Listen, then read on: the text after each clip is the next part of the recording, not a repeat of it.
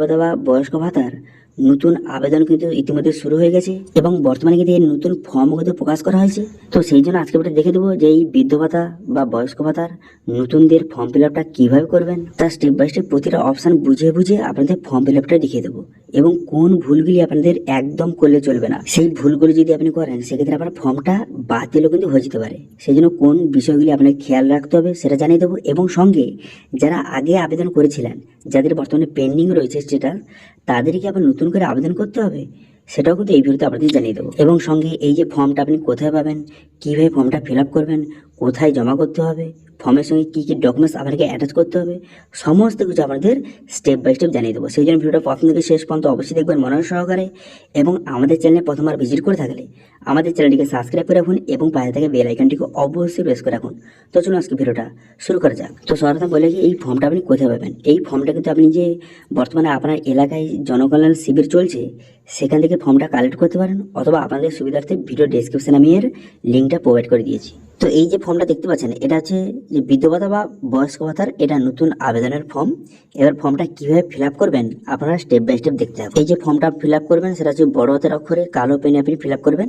প্রথমে এখানে ফটোটা মারিয়ে দেবেন এবং ফটোর উপরে কিন্তু আপনি সিগনেচারটা করে দেবেন, ঠিক আছে, সেলফ অ্যাটেস্টেড। তারপর আপনি কিন্তু এখানে যে ক্যাটাগরিটা আপনাকে সিলেক্ট করতে হবে, যে অ্যাপ্লিকেশন ফর, এখানে আপনি তপশিলি বন্ধু না জয় জোহার কার জন্য আপনি আবেদন করছেন। এবার যারা এসসি তারা এসটিতে ঠিক চিহ্ন মারবেন, যারা এসটি তারা এসটিতে ঠিক চিহ্ন মারবেন, ঠিক আছে। এটা জয় বাংলা পেনশন স্কিমের মধ্যে পড়ে, সেই জন্য এখানে ঠিক চিহ্ন মারবেন। মেরে দেওয়ার পর তারপর আপনি কী করবেন, এখানে বলা হয়েছে পার্সোনাল ডিটেলস আপনাকে বসাতে হবে।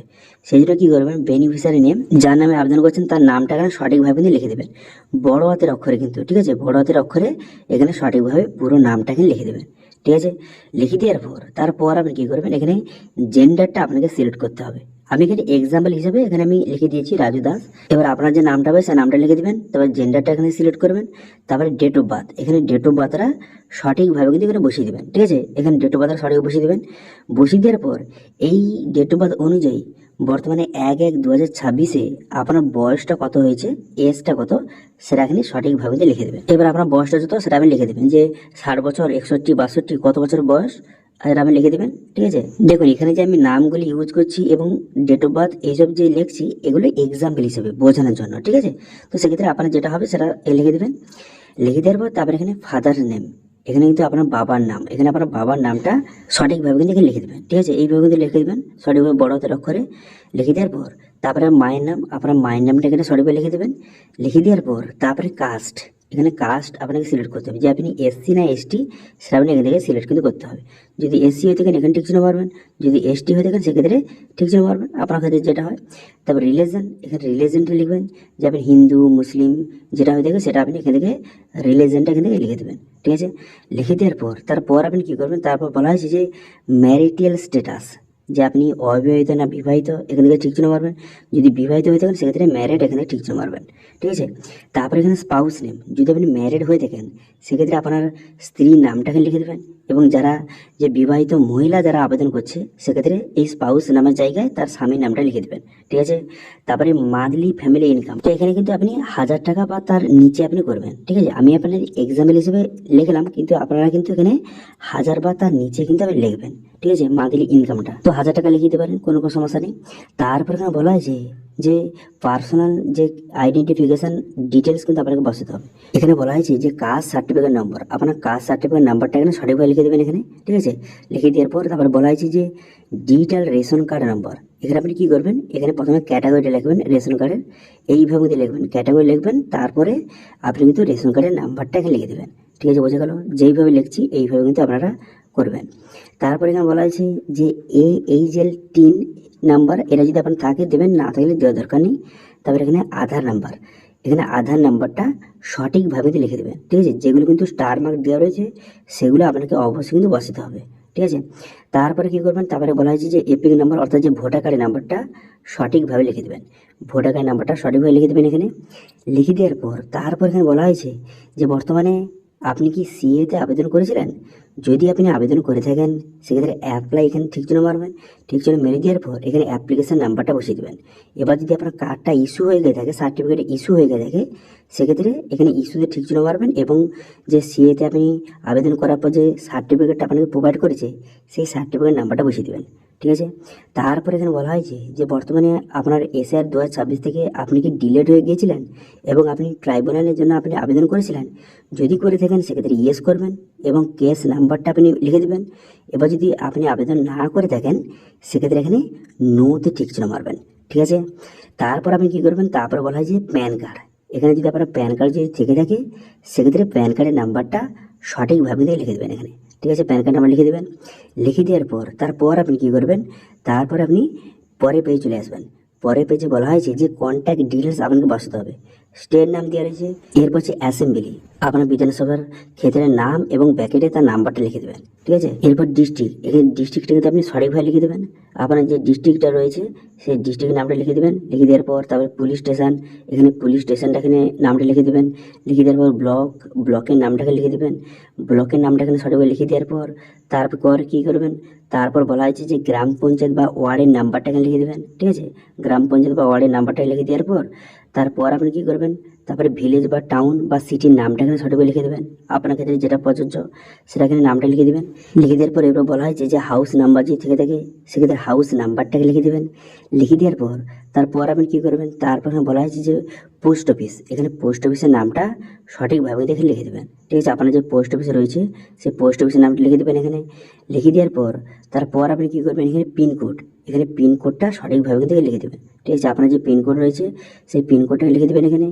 লিখে দেওয়ার পর তারপর আপনি কী করবেন, তারপর বলা হয়েছে আপনি এই অ্যাড্রেসে কত বছর ধরে থাকছেন। দেখুন আপনাকে এই অ্যাড্রেসে মিনিমাম কিন্তু 10 বছরের বেশি থাকতে হবে। ঠিক আছে, সেই জন্য কিন্তু আপনি কত বছর ধরে থাকছেন সেটা লিখে দেবেন।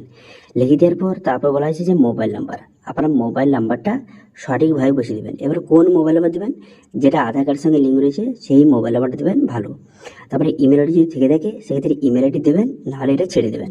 ঠিক আছে, এরপর কিন্তু ব্যাংকের ডিটেলস কিন্তু এবার আপনাকে বসাতে হবে। এখানে দেখতে পাচ্ছেন এখানে বলা হয়েছে যে ব্যাংক অ্যাকাউন্ট ডিটেলস আপনাকে বসাতে হবে। সেই জন্য আপনি কী করবেন, এখানে ব্যাংক নেম, এখানে আপনার ব্যাংকের নামটা এখানে সঠিকভাবে লিখে দেবেন। যদি স্টেট ব্যাংক হয়ে থাকে সেক্ষেত্রে স্টেট ব্যাংক অফ ইন্ডিয়া আপনি লিখে দেবেন, অথবা এর শর্ট ফর্মও লিখতে পারেন যে SBI লিখতে পারেন। তবে যেহেতু জায়গা রয়েছে আপনি পুরো নামটা লিখে দেবেন। তারপর আপনি কী করবেন, এখানে ব্রাঞ্চ নেম, এখানে ব্রাঞ্চের নামটা লিখে দেবেন। লিখে দেওয়ার পর তারপরে ব্যাংক অ্যাকাউন্ট নাম্বার, আপনার ব্যাংকের অ্যাকাউন্ট নাম্বারটা সঠিকভাবে লিখে দেবেন। এবার এখানে কোন ব্যাংকের ডিটেল বসাবেন, যেই ব্যাংকের সঙ্গে ডিবিটি লিঙ্কটা রয়েছে। ঠিক আছে, যেই ব্যাংকের ডিবিটি লিঙ্কটা রয়েছে সেই ব্যাংকের কিন্তু ডিটেলস এখানে আপনাকে বসাতে হবে। ঠিক আছে, বোঝা গেল।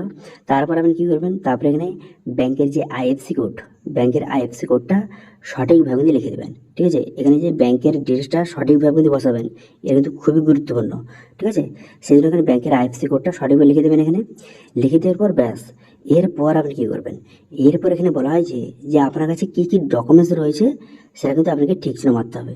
ঠিক আছে, এবং যেগুলো আপনি ঠিক চিহ্ন মারবেন সেই সব ডকুমেন্টস এই ফর্মের সঙ্গে অ্যাটাচ করতে হবে। এবং এই যে ডকুমেন্টসগুলি এই ফর্মের সঙ্গে অ্যাটাচ করবেন, প্রতিটা ডকুমেন্টসের নিচে আপনার সিগনেচার কিন্তু করতে হবে, সেটা এখানে বলে দেওয়া হয়েছে, সেভ অ্যাটেস্টেড।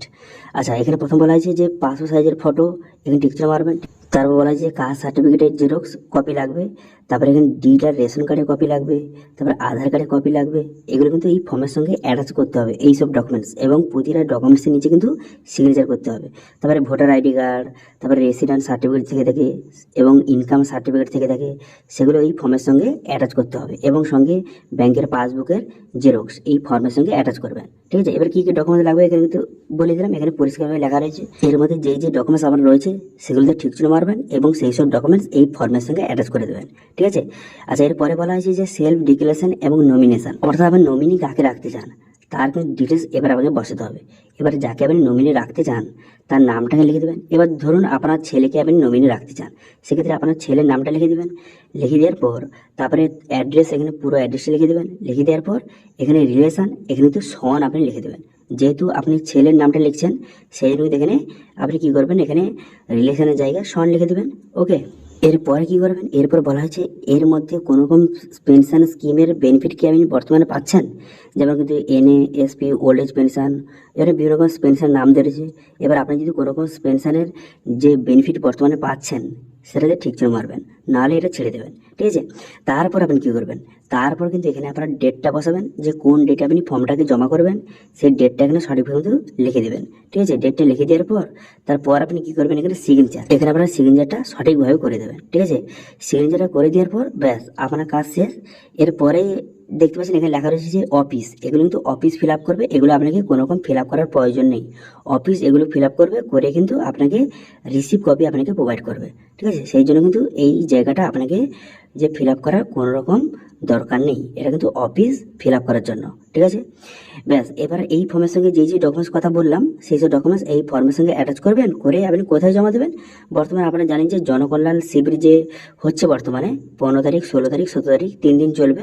এবার আপনার এলাকায় যেখানে জনকল্যাণ শিবির হচ্ছে সেখানে গিয়ে কিন্তু এই ফর্মটা আপনি জমা করে দিয়ে আসবেন। জমা করে দিয়ে আসার পর তারপরে আপনার ফর্মটা বর্তমানে কোন পর্যায়ে রয়েছে তার স্ট্যাটাস কিন্তু আপনি অনলাইন থেকে চেক করতে পারবেন, ঠিক আছে। অনলাইন থেকে তার স্ট্যাটাস চেক করতে পারবেন। তারপরে যখন অ্যাপ্রুভ হয়ে যাবে তখন প্রতি মাসে মাসে আপনাকে 2000 টাকা করে প্রোভাইড করা হবে। আগে এটা 1000 টাকা ছিল, কিন্তু এটা এখন বর্তমানে বাড়িয়ে 2000 টাকা করা হয়েছে, ঠিক আছে। তো আশা করি বুঝতে পারছেন বর্তমান যে বৃদ্ধ ভাতা বা বয়স্ক ভাতা আপনি নতুন আবেদন কিভাবে করবেন সেটা আমি দেখে দিলাম। এবার মেন কথা হলো যারা আগে আবেদন করেছিলেন কিন্তু এখন মতো তাদের পেন্ডিং অবস্থায় রয়েছে, তারা যখন স্ট্যাটাস চেক করছে তাদের এখনো মতো অ্যাপ্রুভ করা হয়নি, পেন্ডিং অবস্থা রয়েছে, সেক্ষেত্রে তারা কি আবার নতুন করে আবেদন করবে?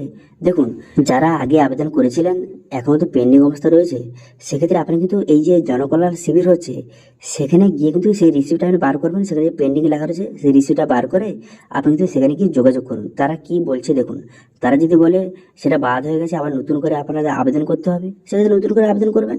এবার তারা যদি বলে না নতুন করে আবেদন করার কোনো রকম দরকার নেই, এই যে নতুন আবেদন চলছে এদের সঙ্গে সঙ্গে আপনাদেরও কিন্তু ভেরিফিকেশন হয়ে যাবে এবং আপনারা কিন্তু টাকা পাবেন, এরকম যদি বলে সেক্ষেত্রে নতুন করে আবেদন করার দরকার নেই। সেই জন্য আপনার এলাকায় যেখানে জনকল্যাণ শিবিরটা বসেছে সেখানে গিয়ে কিন্তু একবার যোগাযোগ করবেন তারা কি বলে, ঠিক আছে। তো এই ছিল আজকে আপডেট। ভিডিও ভালো লাগে ভিডিওকে লাইক করবেন এবং ভিডিও কিন্তু বন্ধুর সঙ্গে শেয়ার করবেন, এবং আমাদের চ্যানেলে প্রথমবার ভিজিট করে থাকলে আমাদের চ্যানেলটিকে সাবস্ক্রাইব করে রাখুন এবং পাশে থাকা বেল আইকনটিকে অবশ্যই প্রেস